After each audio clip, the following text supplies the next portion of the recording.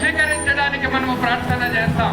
ప్రియమైన క్రైస్తవ సహోదరి సహోదరులారా, ఈరోజు హిందూపురంలో ఎండలు కానీ వ్యాపారాలు కానీ ప్రతి ఒక్క విషయం కూడా ఇబ్బంది పడుతున్న సమయంలో వారి తెలియదు శాంతి నెలకొలాలని మనమందరము ప్రార్థన చేస్తాం. అరబ్ దేశాలలో ఎక్కడైతే యుద్ధ వాతావరణం ఉందో అది ఎక్కడకు విస్తరించకుండా అందులో పాల్గొన్న ప్రతి దేశాన్ని దేశ అధ్యక్షులను దేవుడు మార్చలాగిన ప్రార్థన చేస్తాం. హిందూపురంలోనే వ్యాపారస్తుల కొరకు ప్రార్థన చేస్తాం, ఉద్యోగుల కొరకు ప్రార్థన చేస్తాం, అధికారులకు ప్రార్థన చేస్తాం, పేదవారి కొరకు ప్రార్థన చేస్తాం. ఇంకెన్నటికీ కూడా భూమి మీద దౌర్జన్యం దుష్ప్రభావాలను కూడా చేసింది క్రైస్తవ్యం మాత్రమే.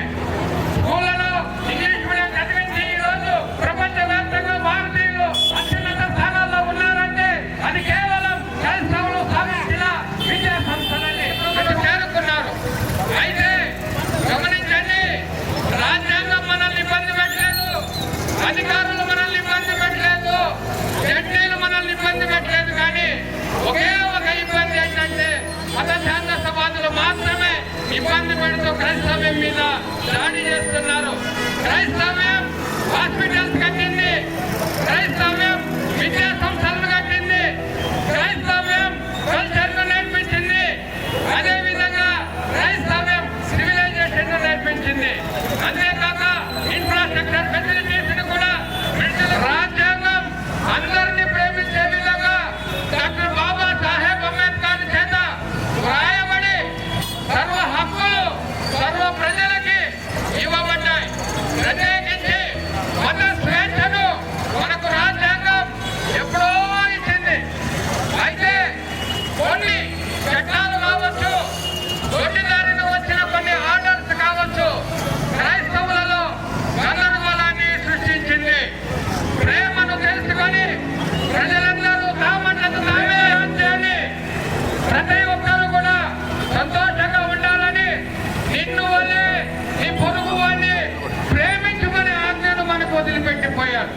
కాబట్టి ఈరోజు ఆయన ప్రేమను మేము హిందూపురం ప్రజలకు తెలియజేయడానికి ఆరాధన టీవీ వారి సౌజన్యంతో 2 తెలుగు రాష్ట్రాల్లోనే కాక భారతదేశంలోనే కాక ప్రపంచ వ్యాప్తంగా ఈ ఆరాధన టీవీ వారి కార్యక్రమం వందల వేల ప్రదేశాలలో జరుగుతూ ఉంది.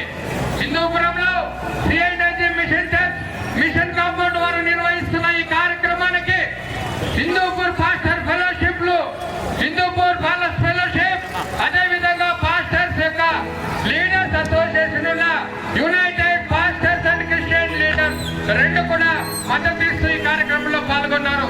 అదేవిధంగా హిందూపురంలో ఉన్న ప్రతి చర్చ్ యొక్క పాస్టర్ సంఘ పెద్దలు విశ్వాసులందరినీ కూడా ఆహ్వానించడం జరిగింది. గమనించాలి, ఇక్కడ తెలియజేస్తుంది. అయితే లేఖనాలు నెరవేరబడినట్లుగా 3వ రోజు అనగా రేపు ఉదయం ఆదివారం ఉదయం ఆయన సజీవుడిగా సమాధిలో నుండి లేచి 40 రోజులు ఈ భూమి మీద అందరికీ కనిపించి తెలియజేస్తుంది.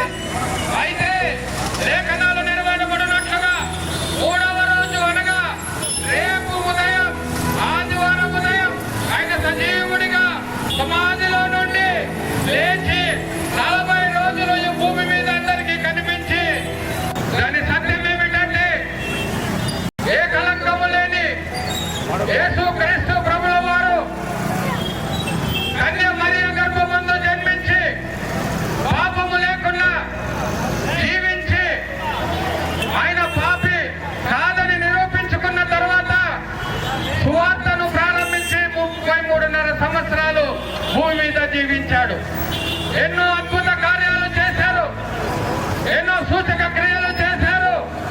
పరలోకానికి సంబంధించిన మర్మాలన్నింటినీ కూడా ప్రజలందరికీ దాని సత్యం ఏమిటంటే ఏ కలంకము లేని యేసు క్రీస్తు ప్రభుల వారు కన్య మరియ గర్భమందు జన్మించి పాపము లేకుండా జీవించి ఆయన పాపి కాదని నిరూపించుకున్న తర్వాత సువార్తను ప్రారంభించి 33.5 సంవత్సరాలు భూమి మీద జీవించాడు.